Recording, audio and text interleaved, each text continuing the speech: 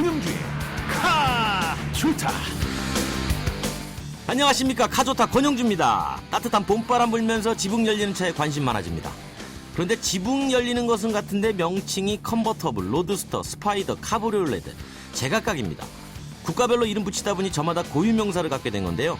지붕 개폐 전환이 가능하다는 의미에서 보통 컨버터블이라고 부르죠. 오늘의 스타트 카톡, 지붕 열리는 차 컨버터블입니다. 지붕 재질이 가벼운 직물이면 소프트톱, 철제 뼈대로 구성됐으면 하드톱이라고 하고요. 지붕 여닫을 때 스위치 하나로 작동시키면 전동식입니다. 각각 나라마다 다르게 부르는데요. 카브리올레는 두 바퀴 마차를 뜻하는 프랑스에서 유래했고 이태리에선 카브리오라고 합니다.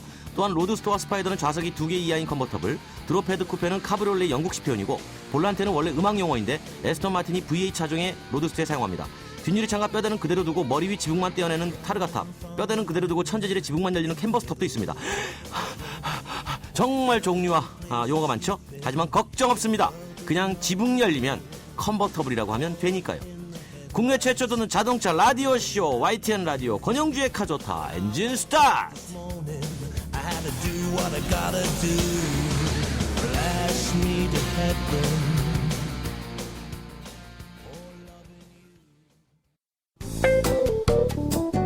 권영주의 카조타는 프리미엄 하이브리드 기술의 리더 렉서스 하이브리드 제로가 함께합니다.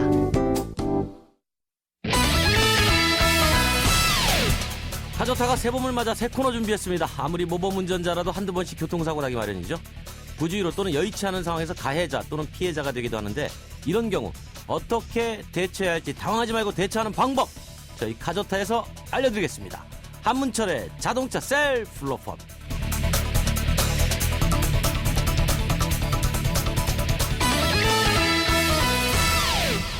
네, 함께해 주실 분 소개해드리겠습니다. 교통사고 전문이죠. 권영주의 카조타 프로그램의 자문이자 고문 되셨습니다. 얼떨결에. 그리고 앞으로 담당도 되실 우리 스스로닷컴의 한문철 변호사님, 대한민국 최고의 교통 전문 변호사입니다. 안녕하십니까? 안녕하십니까? 반갑습니다. 진짜 얼떨결에 네, 코 끼었습니다. 우리 권 기자님한테. 사실 뭐 변호사님하고 저하고는 뭐 워낙 구면이기 때문에 10년 전엔 제가 진행하고 그러니까, 그때 우리 권 기자님이 이 자리에 앉았었는데 제가 6개월 동안 변호사님 진행하는 프로그램에 매주 찾아가서 10분씩 예. 저도 이제 참여를 했던 기억이 납니다. 세월이 많이 흘렀네요. 네. 최근 발표된 얘기부터 좀 짚어볼까 합니다. 서울시가 교통사망사고 주 원인을 분석해봤는데 50% 이상이 무단횡단이다. 놀라워요. 차대 보행자 사고 중에서요. 그렇죠. 네. 왜 이렇게 많이 무단횡단이 많은 걸까요? 우리가 일반적으로 횡단보도 아닌 곳을 건너가다 사고 나면 무단횡단이라고 그러는데요. 네.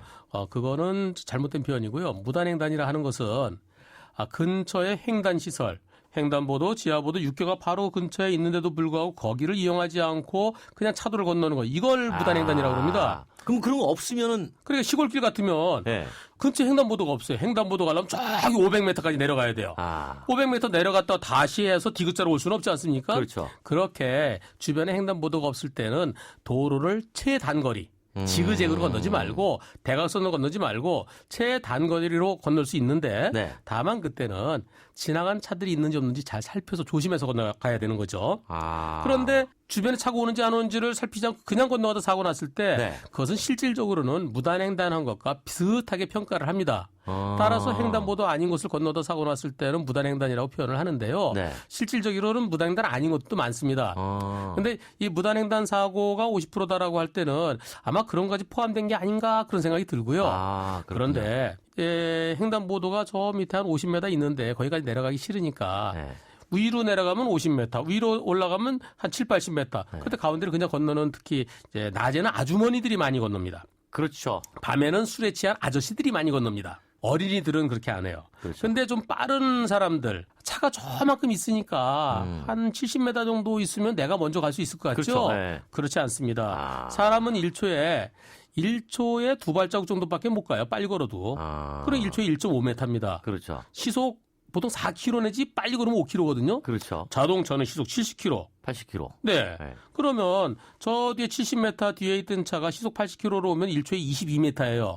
불과 3, 4초 만에 내 앞에 오는 거죠. 그렇죠. 나는 그동안에 결국 두 차로밖에 못 건너요. 그렇죠. 사고 나는 거예요. 그렇죠. 무단횡단 사고가 많은 이유는 사람이 자기 스스로 빠르다고 생각하기 때문에 그래요. 근데 사람은 결코 빠르지가 않습니다. 자동차에 비하면. 그렇죠. 자동차가 생각보다 훨씬 빠르기 때문에 사고가 나는 겁니다. 그렇군요. 그럼 이렇게 무단횡단을 했을 때 운전자 과실도 있고 무단횡단을 한 사람의 과실도 있겠네요.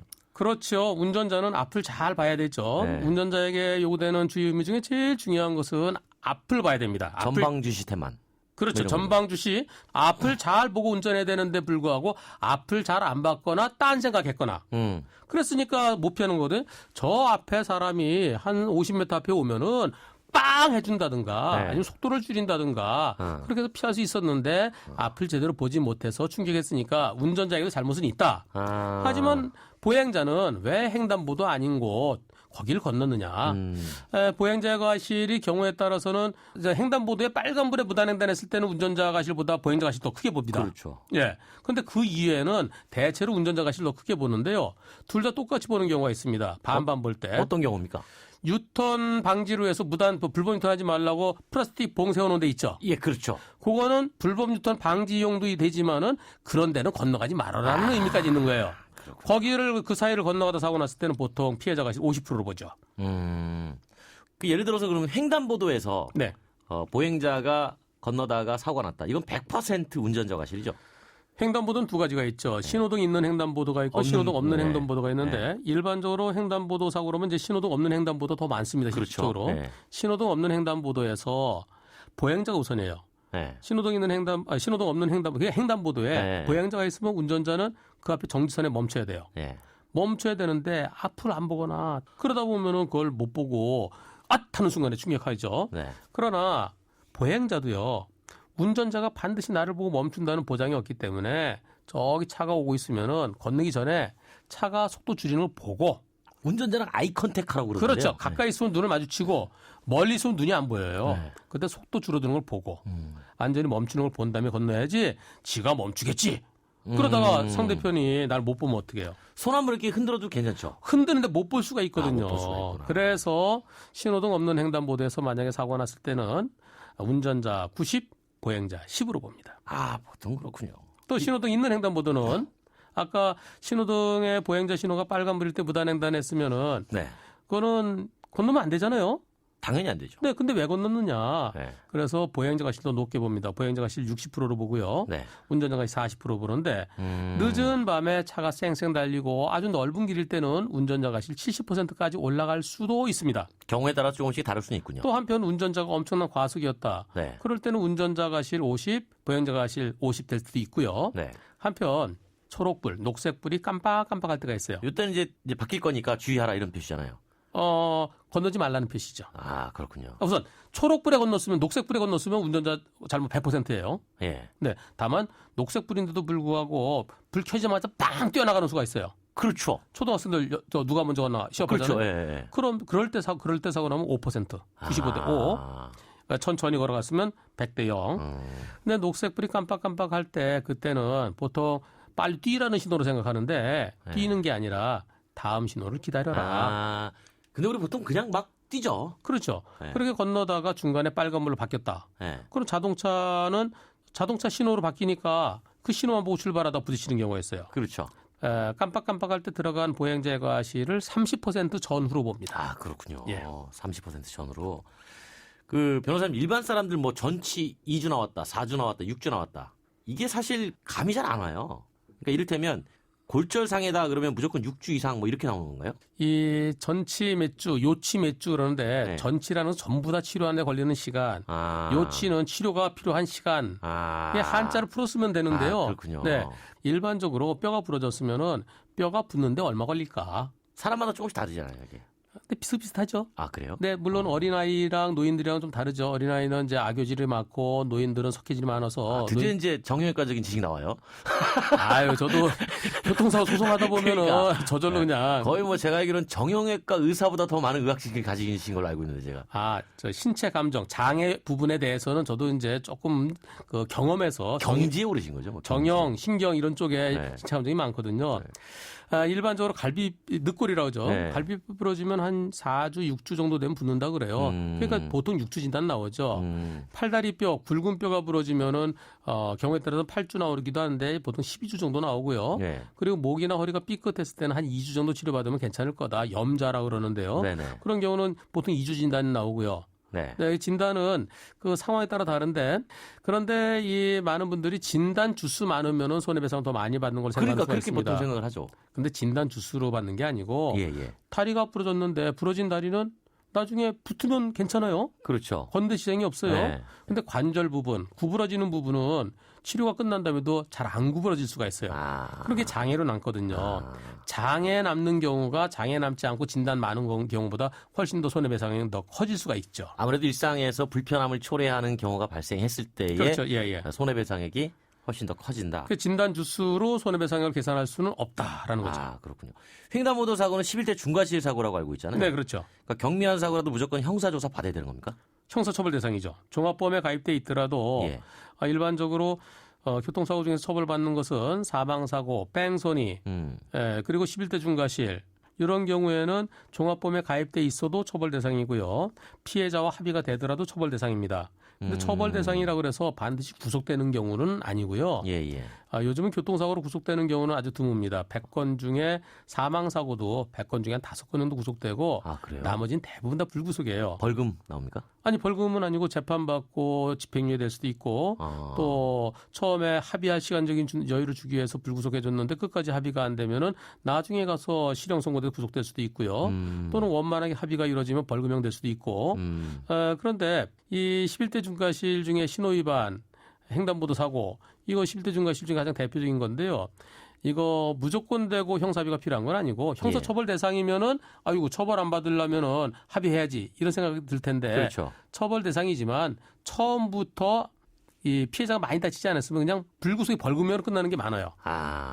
보통 10주, 12주 이상 되면은 합의가 필요하다고 보고요. 네. 8주 진단인데도 후유장애가 예상된다고 합의가 필요하다고 볼 수 있죠. 네. 나머지는 합의 안 되더라도 그냥 벌금형으로 끝나는데 근데 중요한 거는요. 내가 처벌받고 안 받고를 떠나서 나 때문에 고생하는 피해자를 위해서는 인간적인 면에서 도의적인 측면에서 그래도 좀 과일이라도 좀 사들고 가서 그렇죠. 또는 뭐 요즘 꽃은 또 향기가 너무 진해서 또 싫어하는 데도 있으니까 병원에서 못 가져가게 하는 데가 있어요. 그러니까 가서 어떠십니까? 죄송합니다. 그러면서 이거 나중에 몸조리 하세요. 그래서 보약이라도 드세요. 좀 그 성의 표현이 좀 필요할 것 같아요. 그러니까 인간적인 면을 좀 보여줄 필요가 있는 거죠. 그렇죠. 그러니까 벌금을 낸 뒤에도 만약에 피해자가 피해보상 요구나 고소를 할 수도 있는 건가요? 한 번 처벌받으면 끝이죠. 그렇죠. 네, 벌금형이 됐으면 벌금형으로 끝나는 거고요. 나머지는 이제 손해배상 문제가 남는데 민사적인 문제죠. 이때는 민사로 넘어가나요? 그건 이제 보험사랑 문제죠. 종합보험에 들어있지 않으면은 이제 이 운전자하고 차주를 상대로 해야 되고요. 이 외에 변호사님이 개인적으로 저희 라디오 카조타 청취자분들에게 이것만큼은 좀 알고 있어라. 오늘 횡단보도 관련된 얘기를 했는데요. 신호 위반, 신호등 있는 횡단보도 관련해서요. 운전자분들한테 지금 당부드리고 싶은 게 있습니다. 노란불, 녹색불, 그다음에 황색불, 그다음에 빨간불 바뀌잖아요. 노란불 켜졌을 때는 멈춰야 되는데 무조건 멈춰라. 근데 노란불이면 좀 있으면 빨간불로 바뀌니까 빨리 이제, 가야 된다는 생각하는데요. 전문용어로 이제 꼬리를 물라고 그러죠. 오히려 녹색불인데 한참 저 앞 녹색불이에요. 그럼 녹색불이라도 엑셀레이터를 한 번 정도 발을 떼서 브레이크 한번 살짝 밟아줘야 돼요. 왜냐? 노란불로 바뀔지 모르잖아요. 노란불로 바뀌면 내가 멈춰야지 하는 마음으로 해야 되는데 파란불 막 가다 노란불인데 아직도 한 20m 남았어요. 그러면 계속 더 밟아요. 그럼 사고로 이어지는 거예요. 더 밟아요. 빨리 가려고. 그래서 녹색불이라 하더라도 앞에 횡단보도가 있을 때는 가끔 무단횡단하는 사람이 있잖아요. 그런 사람이 나타날지도 모르니까 제한 속도보다 조금 낮춰서 살짝 브레이크 한번 밟아주고 안전 확인한 다음에 건너가는 그런 습관이 필요할 것 같습니다. 평소에 안전띠 잘 매시잖아요. 제가 알기로 저는 뒷좌석에서 반드시 안전띠 매죠. 안전띠를 워낙 잘 매시는 걸 저도 알고 있는데요. 네, 안전띠 안 매면 잠 안 자요. 안전띠를 뒷좌석에 앉은 사람이 안전띠를 안 매고 사고가 났다. 네. 보상 금액이 적어질 수 있습니까? 줄어들죠. 이 안전띠를 보통 고속도로나 자동차 전용도로에서는 매야 되지만 시내도로에서는 일반 도로에서는 안 매도 괜찮아라고 생각하는 분들이 많은데요. 의무사항은 아니지 않습니까? 뒷좌석에. 그건 걸리지만 않는다는 거죠. 범칙금 대상은 아니지만 그러나 안전띠는 나의 안전, 나의 생명을 보호하기 위해서는 진짜 꼭 필요한 거예요. 그러니까 예를 들어서 그 뭡니까 위에서 뛰어내리는 거 있잖아요. 뭐 저 위에서 뭐 고공 점프. 그거 할 때 네. 낙하산이 있든가 아니면 줄을 매달고 해야지 안 매달고 떨어뜨리면 그거 똑같은 거예요. 그러니까 네. 그 번지 점프라고 그러나요? 아, 번지 점프. 아, 그렇죠. 번지 점프. 번지 점프 줄 네. 매달려 있잖아요. 딱 내리다가 줄을 안 걸었다. 이런 생각 큰일 나는 거죠. 그러니까 안전띠는 반드시 매야 되죠. 그리고 안전띠를 안 매서 사고 났을 때는 안전띠 안 매서 더 많이 다치거든요. 그렇죠. 그래서 10%는 덜 받게 되고요. 아, 근데 더 받고 덜 받고 아니라 네, 맞습니다. 내가 죽고 나면 무슨 소용이 있겠어요. 그러니까 말이죠. 나의 생명의 담보는 마지막 보루는 안전띠입니다. 안전띠. 자, 오늘 교통사고 법률 전문 변호사 우리 한문철 변호사님께서 이런 말씀을 남기셨습니다. 앞에도 안전띠, 뒤에도 안전띠, 너도 나도 둘러치자 안전띠. 이런 말씀을 마지막으로 당부를 남기시면서 둘러치자는 얘기는 안 했는데. 3점씩이니까 이렇게 둘러치지 않습니까? 네. 네. 그래서 안전띠 꼭 착용하고 다니시고 오늘 너무 고맙습니다. 지금까지 한문철 교통사고 전문 변호사였습니다. 고맙습니다. 고맙습니다. 명의 중에 명의, 자동차 명의, 정비의 신. 진정한 차 마니아는 좋은 차를 타는 게 아니라 제대로 차를 관리하는 겁니다. 자동차 제대로 관리하는 법 알려드리는 정비의 신 시간입니다. 자동차 고치는 명의 중에 명의, 자동차 정비계의 허준, 나종덕 현대자동차 서비스 커뮤니케이션 팀장님 나오셨습니다. 팀장님 안녕하십니까? 안녕하세요. 네, 오늘은 알면 도움 되는 정비 정보를 준비를 해주셨는데 뭡니까? 예, 이제 봄이 오고 있습니다. 아, 봄이 왔어요. 벌써. 요즘 뭐 날씨가 아주 뭐 상당합니다. 네. 그래서 봄이 찾아오면 봄맞이 그 집안에서 대청소를 하고 있지 않습니까? 하죠. 예. 그래서 그 차량도 이제 혹독한 겨울을 거치면서 그 봄맞이를 해줘야 됩니다. 네네. 그래서 봄맞이 관리가 필요한데 그 추운 겨울 동안 그 차량 관리에 소홀했던 부분들에 대해서 관리 요령에 대해서 정리해 보았습니다. 그렇군요. 자, 정비의 신 오늘의 주제 정리를 해보겠습니다. 정비의 신 봄철 차량 정비 첫 번째 뭡니까?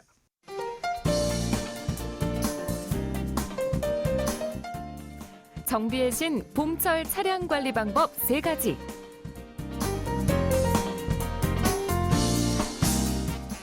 첫 번째, 자동차도 봄맞이 목욕, 특히 구석구석 때를 밀어야 한다. 두 번째, 봄철에 자동차 앞유리 관리가 특히 중요한 이유는? 세 번째, 황사는 사람뿐만 아니라 자동차에도 치명타. 잠시 후 봄철 차량 관리 방법이 공개됩니다.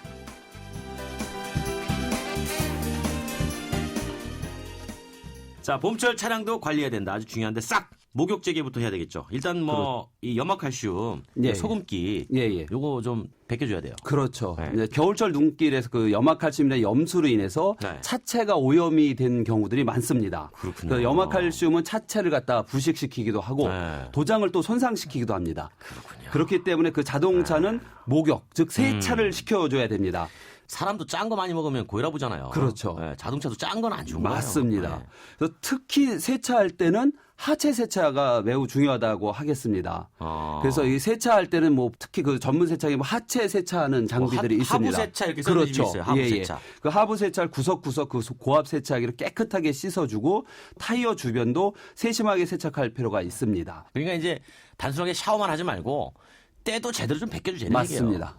얘기예요. 예. 샤워 다 했다고 나중에 수건으로 닦을 때 때 밀리는 거 경험하시죠? 예, 맞습니다. 있죠. 그러니까 이런 거 안 좋다 이런 얘기죠. 자, 스노우 타이어 일반 타이어로 바꿔야죠. 이거 바꿔야죠. 안 바꾸시는 분들 꽤 많더라고요. 이거. 맞습니다. 네.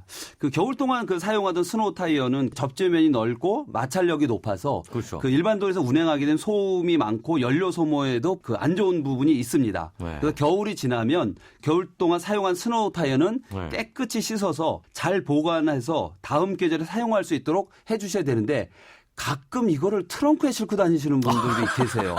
그래서 저희들이 깜짝 놀라는데 그거는 바로 트렁크 4개를 다 싣고 다니세요? 네, 그래서 보관할 데가 없어서 그런지 아. 하시는데 그렇게 되면 이제 완전히 기름 먹는 하마가 될 수 그러니까 있습니다. 이게 이런 거죠. 운동화 신고 다녀야 되는데 네. 아이젠 끼고 그냥 계속 다니는 네. 거예요. 겨울에 살이 한번 올라오고 아이젠 안 벗고 그냥 그거 갖고 막 일반도로 다니는 네, 거예요. 맞습니다. 그렇군요. 또 이제 겨울 동안 사용하거나 트렁크에 보관했던 물품 관리, 트렁크에 꼭 들어가 있어야 될 비상용품 어떤 것들이 있을까요? 그 이제 월동 장비나 트렁크에 이제 보통 겨울철에 보면 월동 장비, 또 스키 좋아하시는 분 스키와 스키. 관련된 이런 네. 장비들 이거를 갖다 이제 사용을 계절적으로 사용을 안 하면 다 빼내서 정리할 필요가 있습니다. 그래야 연비에 도움이 되고요. 트렁크에는 운행 중에 필수적으로 필요한 뭐 안전삼각대나 소화기 그러한 어떤 위급 용품들을 갖다 좀 정리해서 정리함에 놓아야지 이걸 그냥 놓으면 이게 뒤에서 굴르고 다니고 하다 보면 운행 중에 그 잡소리 때문에 상당히 신경 쓸 수가 있습니다. 정리함 따로 팔아요 요즘은. 아 맞습니다. 네, 뭐 마트나 이런 데 가시면은 네. 트렁크 정리함 그래가지고 따로 파니까 맞습니다. 그걸 뭐 활용하셔도 좋을 것 같습니다. 소모품도 역시 중요하죠. 소모품은 뭐 언제든지 관심 있게 봐야 되는 거죠. 그렇죠. 네. 특히 엔진 오일, 에어클리너 등은 이제 교환 시기에서는 교환할 필요가 있고 네. 또 겨울철엔 그 경유 같은 경우는 이 수분이 많이 좀 생깁니다. 있죠, 그래서 있죠, 연료 있죠. 필터에 네. 수분이 많이 있어서 연료 필터를 교체 시기에서는 교환을 해주는 것이 좋습니다. 그리고 이제 겨울철 동안 이 앞유리의 오염이 좀 심한 부분들이 있습니다. 네. 거기에다 봄철 그 불청객이 황사까지 내리게 되면 앞유리 오염이 더 심해집니다. 황사가 차에 묻어 있는 상태에서 간혹 먼지털이개로 닦는 분이 계세요. 네, 있어요. 그러면 이제 네, 이게 네. 사포가 되죠. 사포. 예. 일본 말로 이제 빼빠. 그래서 차체에 손상을 주기도 합니다. 황사가 있을 경우에는 반드시 물로 세척을 먼저 하고 물을 좀 뿌려줘야 돼요. 그렇죠. 물로 해서 그 황사를 갖다 제거하고 그러니까 거기다 해줘야 워시액 바로 됩니다. 뿌리면 안 되죠. 유리 같은 경우는 바로 거기다 워셔액을 뿌려서 제거를 해야 되는데 원래는 물로 다 먼저 세척을 그쵸. 해주시고 예. 해주는 것이 좋습니다. 그래서 또 이 황사가 실내로 들어오게 되면 어떤 탑승자들의 어떤 건강에도 안 좋은 부분이 있습니다. 그래서 차량 실내에는 에어컨 필터라는 게 있어서 네. 이게 이제 주기적으로 교체를 해주셔야 되는데 황사철에는 좀 교체 주기를 빨리 해서 교체해 주시면 좋고요. 그 에어컨 필터가 실내로 들어오는 공기를 정화시켜주는 정화시켜주는 거죠. 이제 필터죠. 예. 알겠습니다. 지금 그 저희 청취자 의견이 많이 올라왔어요. 예. 정비의 신이 나오다 보니까 상담이 빗발칩니다. 그래서 몇 가지만 우리 청취자 궁금증 해결 차원에서 예. 의견을 좀 들려드리겠습니다. 우리 7110님이 2009년 10월식 i30 CW 7만 킬로미터입니다. 정속 예. 주행 중에 차가 RPM이 올라가면서 붕 하는 당기는 듯한 소리가 가끔 납니다. 이유가 뭔지요? 이 차량이 오토매틱 같아요. 네. 오토매틱 차량 네. 같은데 네. 오토매틱 변속기의 그 변속이 네. 이게 어떤 부분에 있어서는 정상일 수도 있고 그 변속기가 뭐 다운 변속이 된다든지 할 때는 네. RPM이 상승을 할 수가 있습니다.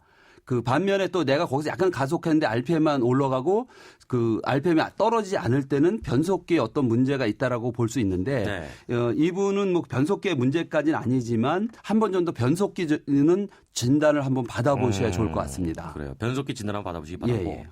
6147님이 12년식 베라크루즈입니다.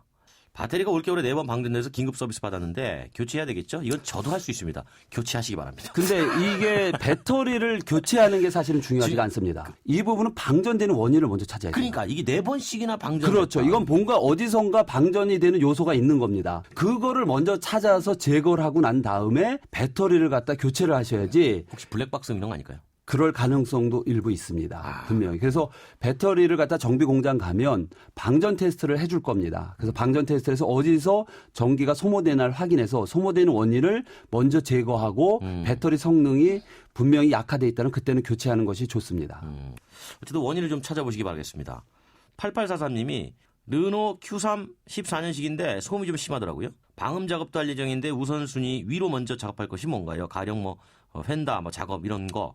이분은 방음을 하고 싶은 거예요. 예. 그 방음 업체에 가면 사실은 이러한 부분에 있어서 다 장비나 아니면 그런 재료를 갖춰서 해주고 있는데 우리 청취자분께서는 본인이 뭐 직접 하시려고 하는 것 같아요. 그래서 사실은 방음은 엔진음이 실내로 들어오는 걸 차단해주는 방음이 있고요. 네. 타이어에서 올라온 노드로이즈를 차단해주는 게 있고 바람 소리가 도화 쪽으로 해서 휀다 쪽으로 들어오는 걸 차단해주는 부분이 있기 때문에 현재 가장 불편한 소음이 뭔지를 본인이 판단을 하셔서 엔진음이 실내로 투과되는 게 많다라고 한다라면 엔진과 실내 격벽 사이에 먼저 방음을 해주시는 것이 그렇죠. 맞을 것 같습니다. 경우도 있어요. 예, 그다음에 도로에서 올라온 소음이 크다라면 하더라고. 그렇죠. 현재 가장 불편하고 거슬린 소음이 뭔가를 판단을 하셔서 거기에 맞춰서 방음 작업을 하시는 게 좋을 것 같습니다. 제가 볼 때는 이분은 그거 다 거슬리는 것 같아요.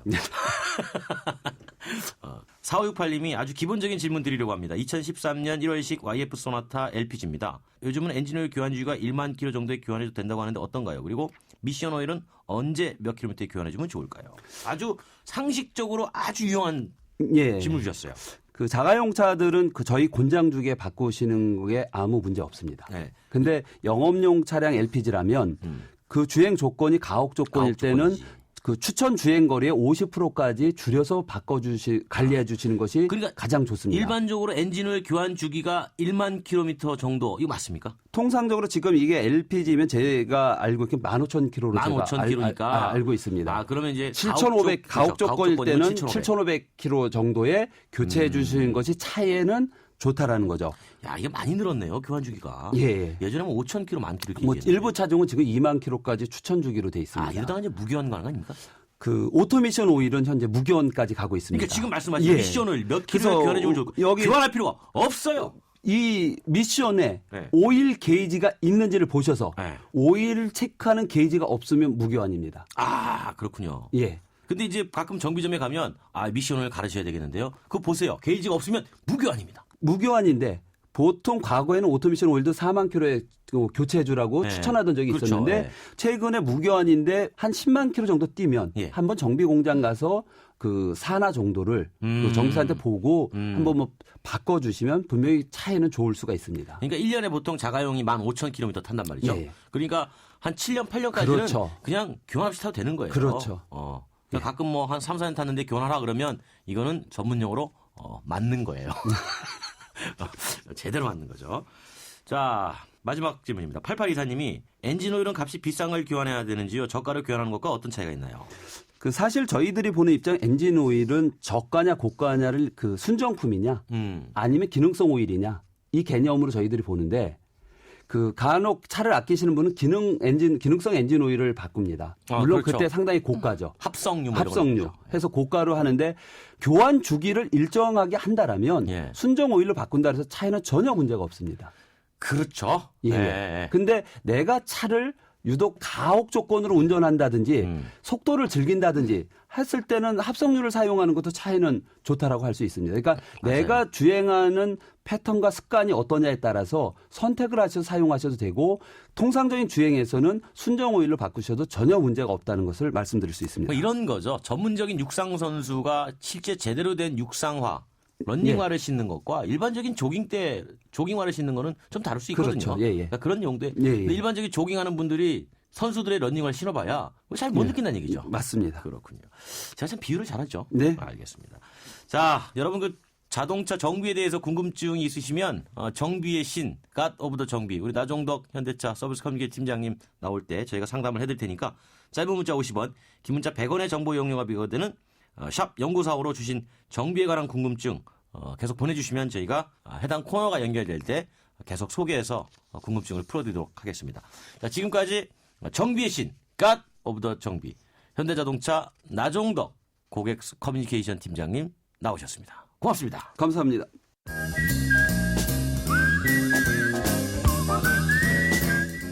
정비의 신, 봄철 차량 관리 방법 정리해드립니다.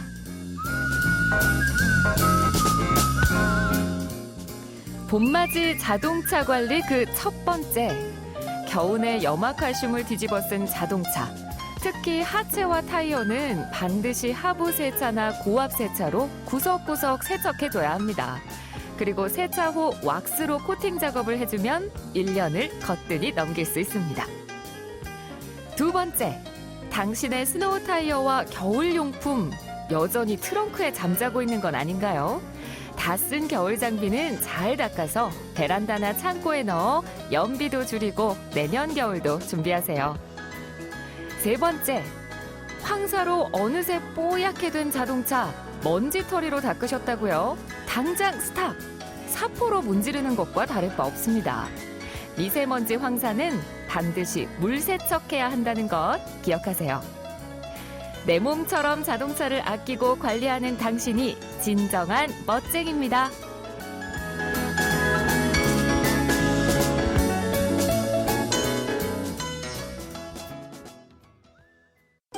왜?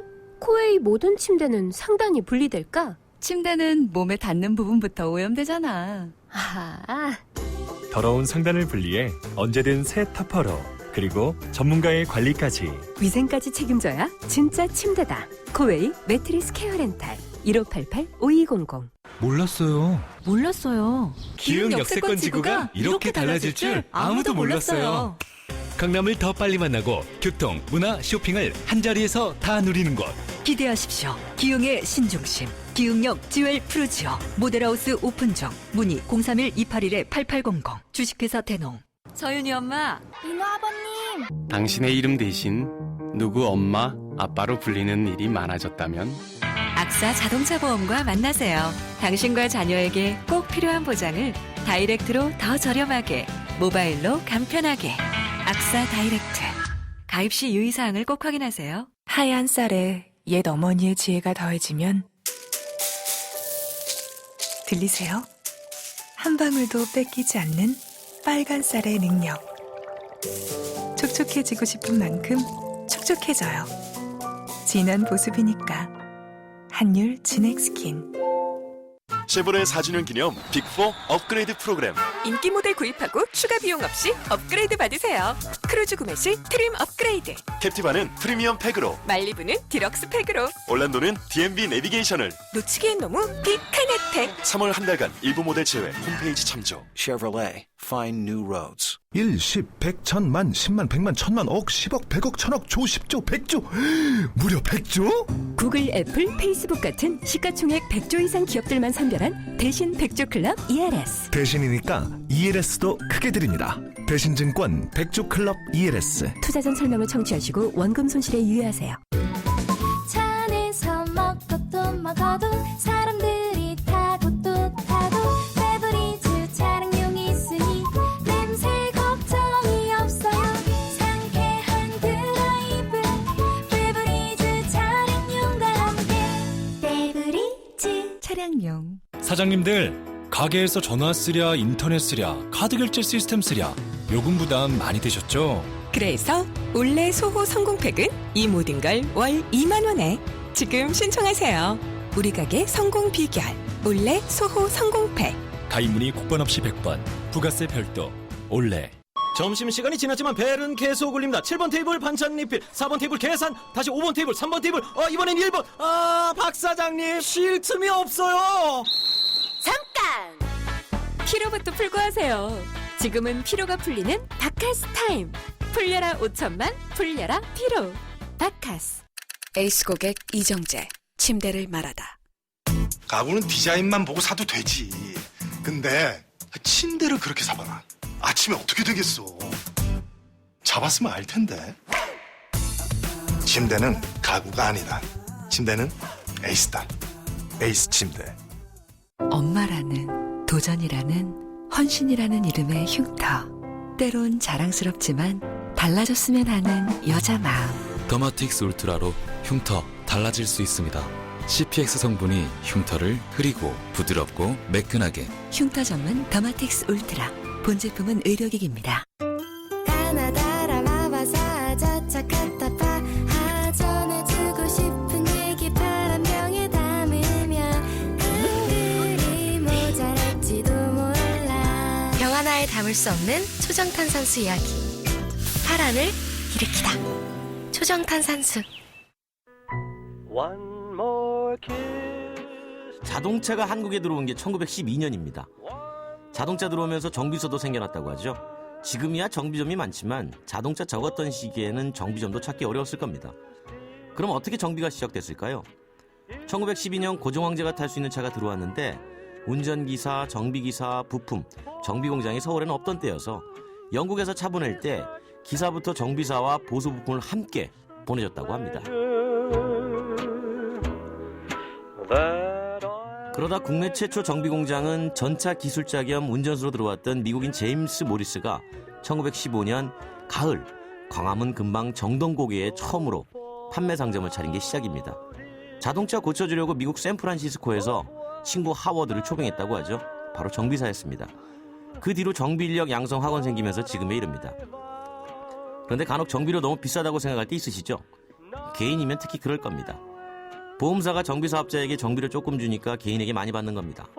그럼 보험사가 많이 주면 되겠죠? 하지만 이때는 보험료가 오를 겁니다. 방법을 찾다 내놓은 게 부품 및 작업료, 일명 공인공개였습니다. 그러니 정비받을 때 가격 꼭 확인하시기 바랍니다. 소비자가 깐깐해져야 비용도 줄어드는 법이니까요. 이렇게 깐깐한 소비자를 위해 권영주가 반전 드라이빙 뮤직을 야심차게 준비했습니다. 정세영이 부릅니다. 나는 호구입니다. 나는 호구입니다. 그녀밖에 모르는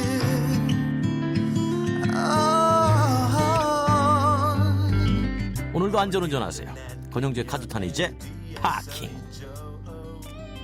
난 그게 좋아 뭐라도 좋아 미래 혹자는 내게 말해 나처럼 퍼주기만 하는 건 사랑이 아니래 그러다 내가 단물이 쪽팔리면 나 몰라라 할 거라나 나도 알아 좋은 말로 로맨틱한 쉬운 말로 순정 난 결론은 호킹 웃고 있는 그녀 얼굴에 난 go 구름이 담 넘어가듯다 넘어가 지갑이 열린다 비자 마스터 체크카드까지 다 계산은 내가 포인트는 네가 우리 차 타고 떠나자 오빠 차에 기름 넣고 난 좋아 난 씹어대도 내가 좋아 너의 뽀야 살결이 좋아 이게 뭐야 내가 내 태우라고 처음 느껴보는 feel 소리 질러 목 돌아간 도마뱀이 나다 왜 나는 호구입니다.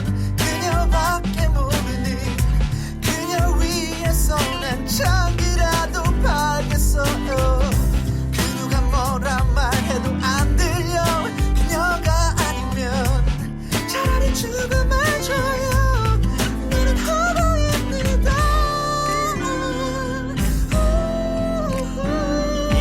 난 비용 한번 지명은 영원한 지명 지대로 꽂혔다면 아주 그냥 난리나 간 안 봐 너랑 좀 봐 눈 돌아 다 싶으면 누구도 못 말려나 오케이 내가 날아갈게 wait 좀만 기다려 내 사랑 묶어 놓을래 hey my queen 말해요 my king 우리 잠깐 머리 식히고 올까 멀리 아무리 생각해도 난 널 위해 태어난 수정파 남자야 let me love you 어머니 아버지 죄송해요 이번 달 월급도 그냥 머리 어깨 무릎 허리 걸치고 휘 감겼죠 아름다운 그냥 위에 나의 surprise party yeah let it be 내비도 이제 내 사랑의 내비게이션을 따라갈래 나는 호구입니다. 그녀밖에 모르는 그녀 위에서 난 장기라도 팔겠어요. 그 누가 뭐라 말해도 안 들려 그녀가 아니면 차라리 죽음을 줘요. 나는 호구입니다. yeah 세상은 날 보고 호구라 해도 그녀만은 날 보고 말해 여보 그거면 돼 그거면 돼 It's okay 내가 갯털이 되면 누구세요겠지만 사람 사는 게 뭐 다 그렇지 뭐 어떻게 좋은 걸 어떻게 월급을 다 써도 안 아까워 그녀만의 전용 우구니까요. 나는 호구입니다. 그녀밖에 모르는 그녀 위에서 난